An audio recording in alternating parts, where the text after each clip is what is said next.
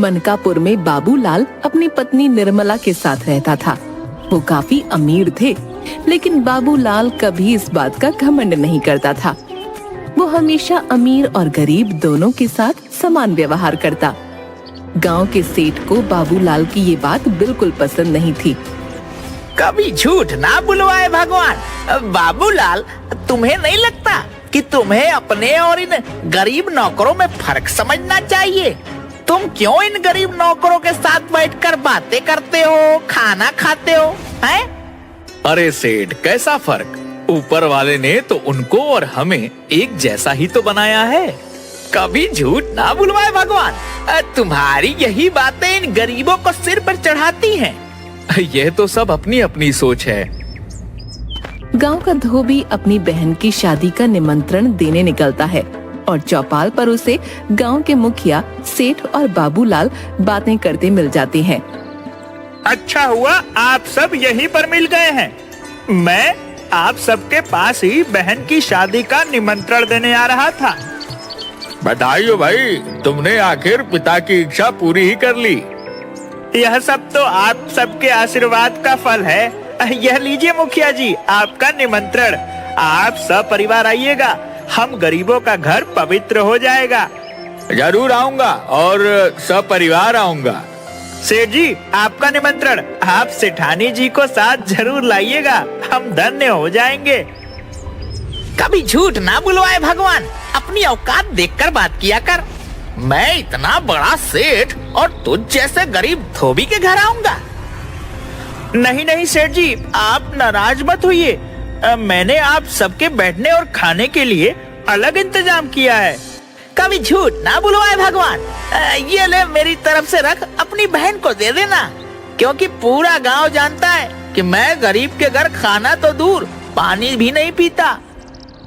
धोबी बड़ा उदास हो जाता है। तभी बाबूलाल बोलता है, अरे मंगलू भाई, आप मुझे निमंत्रण देना तो भूल ही गए। क्या मेरा निमंत्रण घर पर छोड़ दिया है? नहीं नहीं बाबूलाल भैया, कैसी बात कर रहे हैं? यह लीजिए आपका निमंत्रण। पहले तो तुम्हें बहुत बहुत बधाई हो, और मैं अपने साथ तुम्हारी भाभी को भी जरूर लाऊंगा। हम दोनों शादी में जरूर आएंगे और खाना भी खाएंगे। बाबूलाल की बात सुनकर सेठ नाराज हो जाता है। बाबूलाल अपनी पत्नी के साथ मंगलू धोबी के घर शादी में जाता है और सबके साथ जमीन पर बैठकर खाना खाता है। इस बात की तारीफ गांव में हर तरफ होने लगती है। ये बाबूलाल अपने आप को समझता क्या है? मेरे सामने अपने आप को ज्यादा दयावान दिखाना चाहता है। इसको तो सबक सिखाना ही होगा। सेठ के यहाँ काम करने वाले 4 मजदूर सेठ के सामने अक्सर बाबूलाल की तारीफ करते। एक बार 5 दोस्तों में शर्त लगती है कि जो जीतेगा वो शहर के बड़े होटल में सबको खाना खिलाएगा। बाबूलाल शर्त जीत जाता है और 5 दोस्त मिलकर शहर के बड़े होटल में खाना खाने के लिए जाते हैं। निर्मला भी उनके साथ जाती है। हाय मोरी अम्मा, ये होटल तो बहुत ही महंगे लग रहे हैं। अजी सुनते हैं, हम कहीं और चलते हैं। चुप रह पगली। हरी भाग्यवान, आराम से बैठकर सेठानियों की तरह बड़े होटल में खाना खा। तैयारी, फिर भी एक बार सोच लो जी, ये तो बड़ा महंगा होटल है, लेने के देने न पड़ जाएं। अरे मेरी लुगाई, कौन तुझे समझाए? अब शर्त लगाई है, पूरी तो करनी होगी। सभी खाने के मजे लेते हैं और पेट भरकर खाना खाते हैं। क्यों भैया, तुम्हें कुछ और भी खाना है तो मंगा लो, फिर ना कहना। नहीं भाई, बस हो गया। अब वेटर भाई, कितने पैसे हुए? पूरे 1200। अम्मा, गई भैंस पानी में। 1200? मैंने कहा था ना, कहीं और चलते हैं। अब क्या हुई? क्यों घबराती है भाग्यवान? अब चाहे 1200 हो या 1500, पैसे तो देने ही हैं। बाबूलाल अपनी जेब में हाथ डालता है। उसकी जेब खाली होती है। निर्मला, क्या मेरा बटुआ तुम्हारे पास है? नहीं, तुम्हारे जेब में ही तो रखा था जी। मेरी जेब में तो नहीं है। कहाँ गया? क्या हुआ भाई साहब, पैसे दो। दे रहा हूँ भाई, रुको तो। क्या हुआ जी, बटुआ नहीं मिल रहा का? नहीं, मेरा बटुआ तो मेरे पास नहीं है। ये सब नहीं चलेगा, यहाँ पैसे तो देने पड़ेंगे। भाई विश्वास करो, मैं कल आकर पैसे देता हूँ। ऐसा नहीं होता है, अगर पैसे नहीं है तो तुम्हें अभी बर्तन धोने होंगे। भाई तुम गलत समझ रहे हो, हम झूठ नहीं बोल रहे हैं।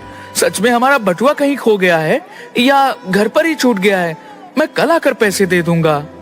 तुम शराफत से पैसे देते हो कि मैं सेठ को बुलाऊं?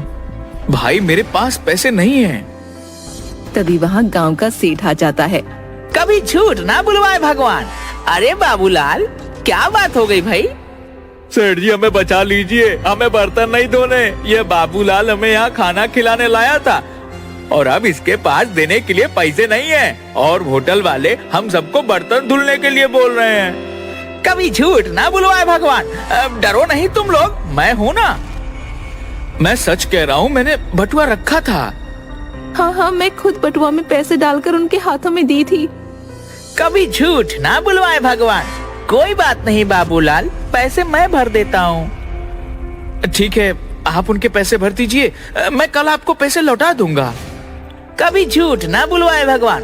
भाई देखो, तुम्हारा तो पता नहीं, लेकिन मैं एक सेठ आदमी हूँ, बिना लिखा पढ़ी कुछ नहीं करता।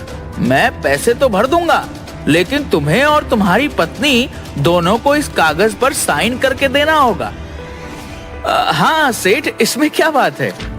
बिना कुछ सोचे समझे बाबूलाल और निर्मला दोनों सेठ के दिए कोरे कागज पर साइन कर देते हैं।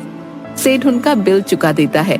दूसरे दिन बाबूलाल के घर पर सेठ पुलिस लेकर आ जाता है। तुम्हारा नाम बाबूलाल है? जी साहब, मेरा ही नाम बाबूलाल है। कहिए क्या बात है? तुम्हें शर्म नहीं आती है एक भले आदमी को परेशान करते हुए? मैंने किसे परेशान किया साहब? ये सेठ को। भला मैंने इन्हें कैसे परेशान किया? ये घर इनका है तो इन्हें क्यों नहीं दे देते? घर तो मेरा है। तुम झूठ बोल रहे हो। सेठ के पास कागज है जिसमें लिखा है कि तुमने यह घर और अपना सारा जमीन जायदाद उसके नाम कर दिया है और आजीवन तुम और तुम्हारी पत्नी उनके नौकर बनकर रहेंगे और उनकी सेवा करेंगे। हमने ऐसा कोई कागज साइन नहीं किया है। हमने पैसे जरूर उधार लिए, पर वो हम इनको लौटा देंगे। कभी झूठ ना बुलवाए भगवान। ये दोनों एक नंबर के झूठे हैं। आपके पास तो कागजात है, आप खुद देख लीजिए। सेठ बिल्कुल सही कह रहा है। तुम दोनों ने इस कागज पर साइन किया या नहीं? हाँ, मैं और मेरी पत्नी निर्मला, हम दोनों ने कागज पर साइन किया है। तो फिर इस कागज के अनुसार यह घर और जमीन जायदाद इन सेठ का है और तुम्हें उनकी सेवा करने के लिए आजीवन उनके घर पर रहना होगा।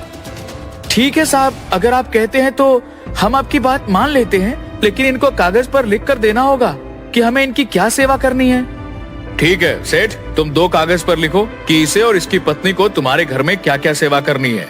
एक कागज तुम्हारे पास होगा और दूसरा कागज इनके पास होगा। बाबूलाल और निर्मला दोनों सेठ के घर चले जाते हैं। कभी झूठ ना बुलवाए भगवान।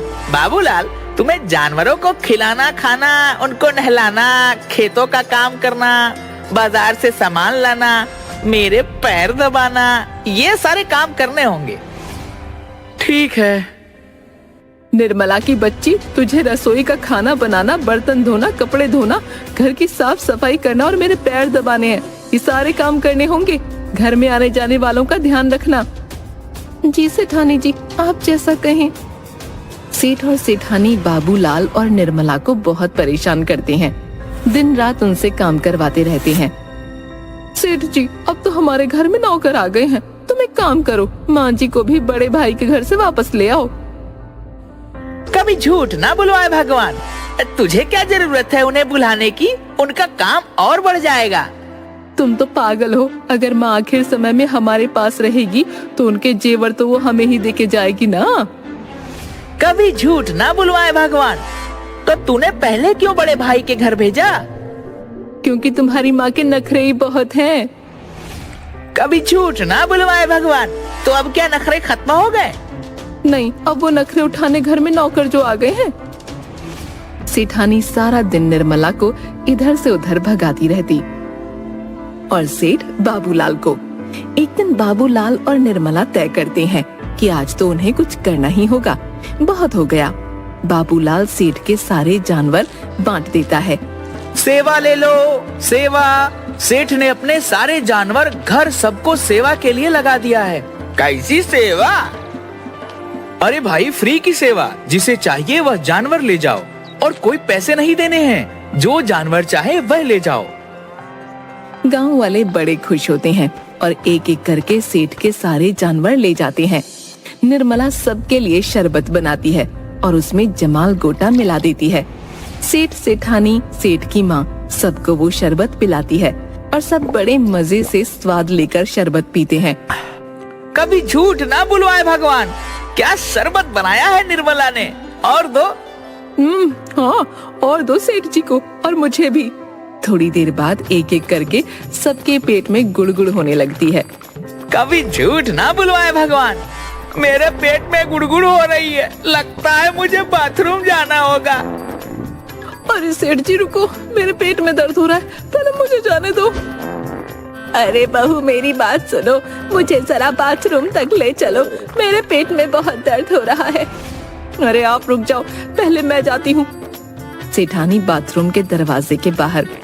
अरे सेठ जी जल्दी बाहर निकलो, नहीं तो मेरे कपड़े खराब हो जाएंगे।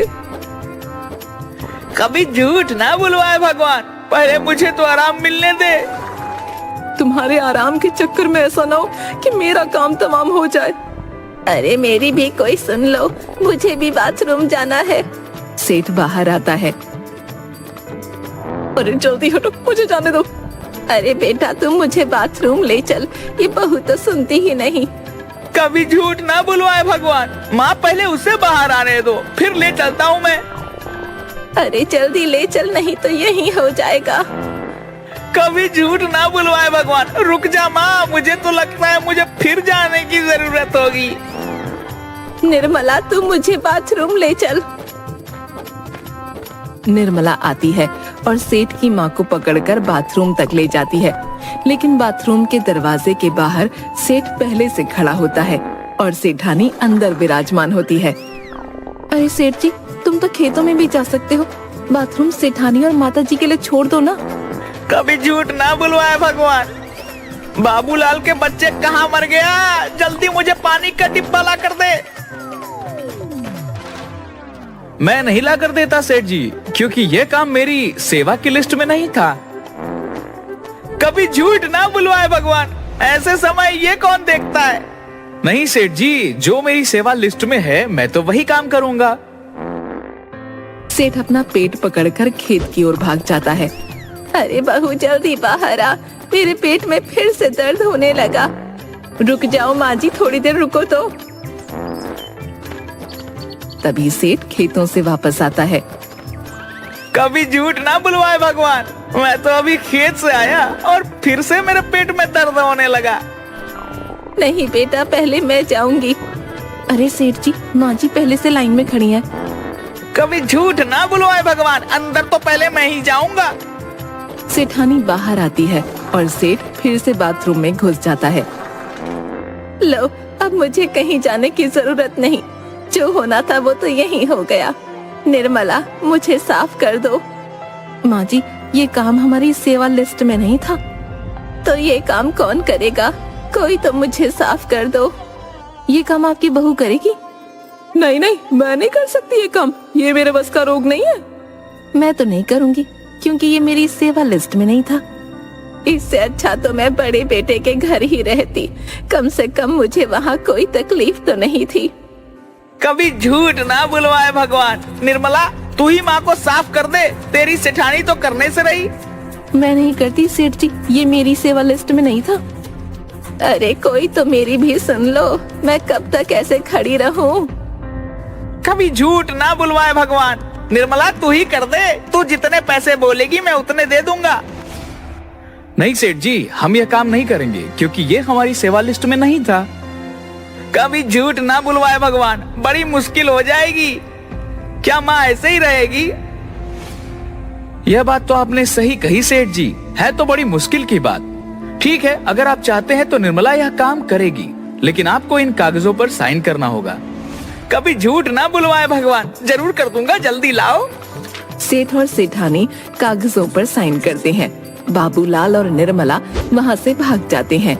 थोड़ी देर के बाद बाबूलाल निर्मला पुलिस वालों को साथ लेकर सेठ के घर पर आते हैं। सेठ जी, शर्म नहीं आती ऐसे काम करते हुए? चलो घर खाली करो। कभी झूठ ना बुलवाए भगवान, घर क्यों खाली करूं? हाँ, यह घर तुमने बाबूलाल के नाम जो लिख दिए हैं। कभी झूठ ना बुलवाए भगवान, मैंने ऐसा कुछ नहीं किया। उनके पास कागजात हैं। कभी झूठ ना बुलवाए भगवान, मैंने ऐसा कुछ भी नहीं किया। सेठ जी, उस कागजात में लिखा है कि तुम अपना सब कुछ बाबूलाल के नाम कर रहे हो, इसलिए तुम्हें यह घर छोड़कर जाना होगा। कभी झूठ ना बुलवाए भगवान, मुझे माफ कर दो बाबूलाल, मुझे अपनी गलती समझ में आ गई है। मुझे कुछ नहीं पता, मुझे तो मेरा घर वापस चाहिए। कभी झूठ ना बुलवाए भगवान, मैं तुम्हारे हाथ जोड़ता हूँ, मैं इस उम्र में अपनी माँ को लेकर कहाँ जाऊंगा। निर्मला, तुम मुझे माफ कर दो, मेरे किए के लिए मैं हाथ जोड़ती हूँ तुम्हारे। निर्मला, क्या इन्हें माफ कर देना चाहिए? इन्होंने जैसा व्यवहार मेरे साथ किया, मुझे तो नहीं लगता कि इन्हें माफी मिलनी चाहिए। अब ये आप लोग समझिए कि मैं इन्हें कार्रवाई करने के लिए जेल में ले जाऊंगा। ठीक है, हम इन्हें माफ करते हैं। सेठ बाबूलाल निर्मला के सारे रुपए, जमीन जायदाद, घर सब वापस कर देता है। उस दिन के बाद सेठ कभी भी किसी को नीचा दिखाने की कोशिश नहीं करता।